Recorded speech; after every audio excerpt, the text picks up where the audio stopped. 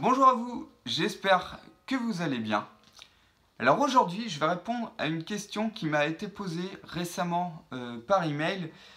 C'était un tromboniste qui se met à jouer avec un trompettiste et quand il joue les mêmes notes, eh bien ça ne fonctionne pas. Il y a un problème de tonalité. Ça sonne pas bien. Quand il joue la même note, normalement ça doit bien sonner puisque c'est la même note, mais là ça sonne pas bien. Donc on va essayer de résoudre ce problème. Donc dans cette question, nous allons aborder aussi, dans cette vidéo, on va aborder la question de en quelle tonalité joue le trombone. Est-ce que c'est en ut? Est-ce que c'est en si bémol? Voilà, est-ce que le trombone est en ut ou en si bémol? On va résoudre cette question-là surtout en début de vidéo. Et puis ensuite on va répondre plus à la question qui m'a été posée sur la question de la trompette, si on joue avec un trompettiste, alors comment ça se passe, ce qu'on appelle la transposition exactement, comment on change nos notes pour que ça sonne bien. Donc quand on va arriver à cette partie, je vous avertis, maintenant je vais parler dans un langage un peu plus technique que d'habitude sur la musique. Donc à mon avis, la plupart d'entre vous, vous allez peut-être être perdu, donc je m'en excuse par avance. Je ne peux pas trop rentrer dans les détails parce qu'il faudra vraiment vous faire des cours spécifiques pour vous mettre à niveau là-dessus sur la question de théorie et de solfège. Donc en général, voilà, j'évite de passer par ce biais-là parce que je préfère comprendre tout de suite dans la pratique. Mais aujourd'hui, exceptionnellement, eh bien, ça va être nécessaire de faire ça. Donc c'est parti. D'abord, le trombone est-il en si bémol ou en ut? Alors, vous allez voir, c'est déjà rien que ça, un peu particulier, un peu perché. Enfin, perché non, mais bref. Le trombone, il est en si bémol, mais on le pense en ut. Je m'explique. Quand vous prenez le trombone en première position, donc dans sa position normale, si on ne touche pas à sa mécanique, eh bien ces notes, la première note de base, ça va être un si bémol. Donc, c'est-à-dire que si on ne touche pas à la mécanique, la note la plus importante du trombone, on va le dire comme ça, c'est un si bémol. Si vous prenez une trompette, sa note la plus importante quand elle ne touche pas à ses pistons, c'est aussi un si bémol. Donc c'est un instrument en si bémol. Donc c'est ce qu'on appelle des instruments transpositeurs. Alors vous allez voir que pour le trombone, ça ne va pas être le cas, je vais vous le dire dans un instant. Pourquoi ? La trompette par contre va être transpositrice. Mais pourtant les deux instruments sont bien en si bémol, donc dans leur logique de construction de l'instrument, de longueur de tuyau, la trompette c'est un trombone qui est 2 fois plus petit. Mais les rapports de notes sont grosso modo les mêmes. C'est voilà, c'est en si bémol, ouais. Il n'y a pas de plus de questions à se poser. Le trombone comme la trompette en si bémol. Maintenant, le truc c'est que le trombone, quand vous jouez cette note-là, dans votre tête, vous dites bien si bémol. Un trompettiste, quand il joue cette note-là, donc bien sûr, comme c'est un instrument plus petit, ça va sonner plus aigu, lui, il ne va pas se dire si bémol, il va se dire do.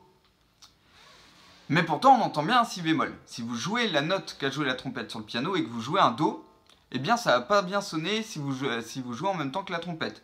Pareil avec le trombone, si vous jouez un do alors que la trompette joue son do à elle aussi, ça ne va pas bien sonner, parce que vous avez la même référence que le piano. Donc du coup, pour que ça sonne comme le do de la trompette, vous devez jouer un si bémol, puisque les deux instruments sont en si bémol. Donc jusque là, j'espère que vous me suivez bien. Alors, pourquoi la trompette va-t-elle penser autrement et le trombone, lui, va bien penser en ut comme le piano, et la trompette, elle se dit que c'est un do quand elle joue à vide? Eh bien, c'est tout simplement parce que les trompettistes, c'est une question de culture en fait. Un trompettiste, ça va jouer plein de trompettes différentes, surtout dans la culture classique. À l'époque baroque notamment, je crois que ça se faisait beaucoup plus. Mais après, je ne suis pas trompettiste, donc dans les détails, je ne pourrais pas trop vous dire. Mais j'ai quand même pas mal de potes, d'amis trompettistes qui m'ont un peu expliqué ça. La trompette, il y a des trompettes en si bémol, des trompettes en ut, donc en do, ut ça veut dire do, des trompettes en ré, des trompettes je crois, en sol, je crois bien que ça existe, et je crois que des trompettes en la aussi, ça existe. Peut-être même en mi bémol, il y en a aussi, il y a les cornets en mi bémol, notamment dans les brass bands. Donc voilà, il y a plein de tonalités de trompettes. Donc elles vont être plus ou moins grosses, ces trompettes, en fonction. Et en fait, au lieu de rechanger leur doigté à chaque fois, les trompettistes ils se sont dit, on garde tout le temps le même doigté, mais voilà, on change dans notre oreille notre note de base, pardon. Donc un coup leur do il va sonner si bémol si c'est une trompette en si bémol. Quand ils vont prendre une trompette en mi bémol, et bien quand ils vont penser do, on va entendre mi bémol. Par contre, ils vont pas changer leur doigté. Nous, ça n'existe pas au trombone, mais si on jouait un trombone en ré, eh bien on serait obligé de changer toutes nos positions, de tout réapprendre les positions. C'est ce qui arrive notamment aux tubistes. Quand j'ai fait du tuba, dès que j'ai changé de tuba, je suis passé d'un petit tuba à ce qu'on appelle un euphonium qui était en si bémol, où j'avais appris mes doigtés comme un trompettiste. Je suis arrivé sur un tuba en fa, il a fallu que je change tous mes doigtés parce que le tuba en fa se pense en do. Il se pense même pas en fa, donc parce que s'il se penserait en fa, je ne changerai pas les doigtés, mais là, il se pense en do. Donc les partitions sont écrites en do. Donc il fallait que je réapprenne tous mes doigtés. Donc ce qui est un peu plus compliqué au départ, et ce qui peut freiner certains. Donc au trombone, on est tranquille là-dessus. Déjà, il y a un trombone en mi bémol qui existe, mais c'est vraiment très rare de jouer. C'est le trombone alto. Le trombone ténor et le trombone basse, les deux sont en si bémol. Donc comme ça, on garde les mêmes positions, il n'y a pas de problème. Alors maintenant, comment on fait pour, si on est avec un trompettiste, faire en sorte que ça sonne bien? Eh bien, je vais essayer de vous donner une astuce le plus concret possible pour que vous soyez capable de jouer. Alors si, encore une fois, si vous ne maîtrisez pas encore très bien la théorie musicale, ça peut être un peu costaud, mais je vais essayer quand même là de vous donner un outil simple pour que vous soyez capable de vous débrouiller. Donc pour ça, je vous recommande vraiment de passer par l'écrit et de réécrire une partition. Ou alors de passer par un logiciel dont je vais vous parler un peu plus tard. Donc déjà, la théorie pour comprendre. Le trompettiste joue un do, et pour que ça sonne bien avec le trombone, vous devez jouer un si bémol. Donc en fait, vous jouez la note en dessous, la note qui est un ton en dessous. Donc un ton, c'est un écart, c'est un certain écart, voilà, entre deux notes. C'est ce qu'on appelle un intervalle. Donc ça, je ne vais pas rentrer dans le détail de ça, c'est une notion musicale à connaître. Un intervalle. Donc, toutes les notes, vous devez toujours les faire un ton en dessous de la trompette. Donc si la trompette joue un sol, là vous allez faire un fa. Si elle fait un la, vous allez jouer vous un sol. Si la trompette fait un ré, vous allez faire un do.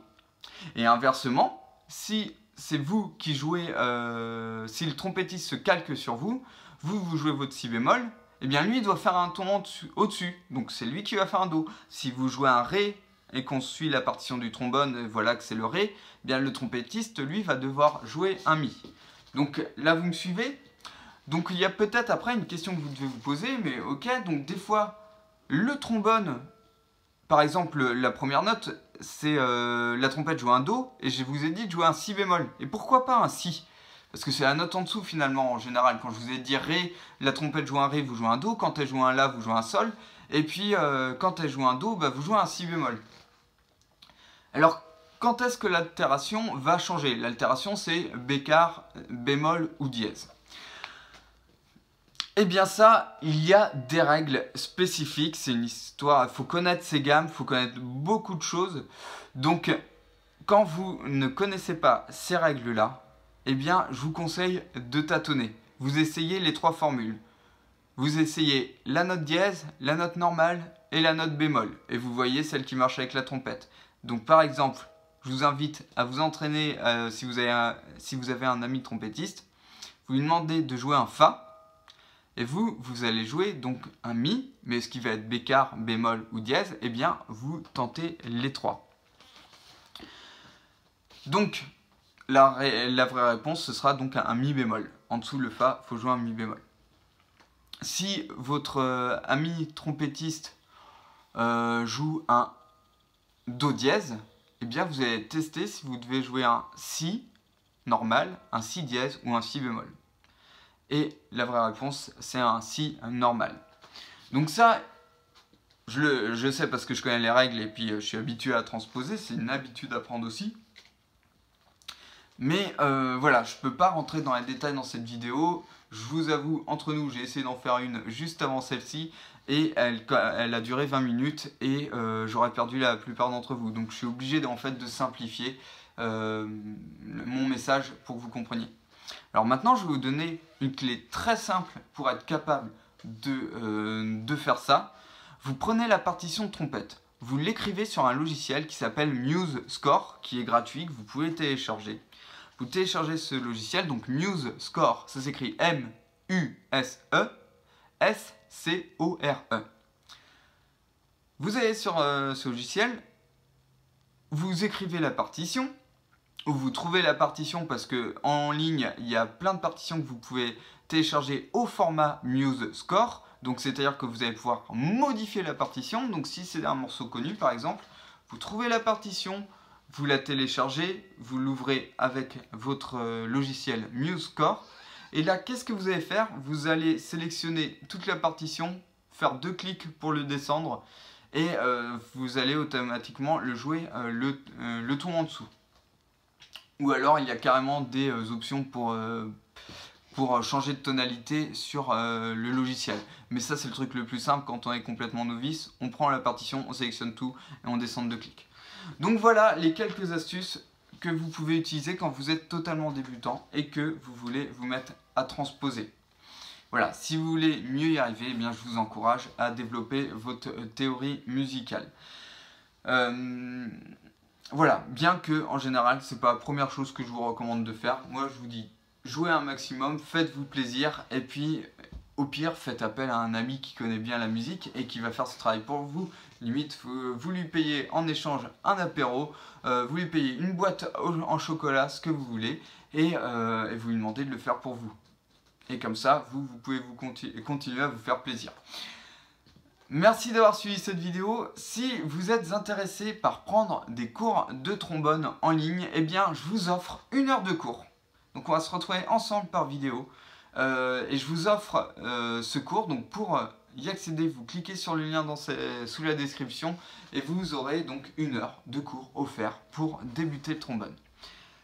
Merci beaucoup d'avoir suivi cette vidéo. Je vous dis à bientôt dans une prochaine vidéo. Ciao ciao!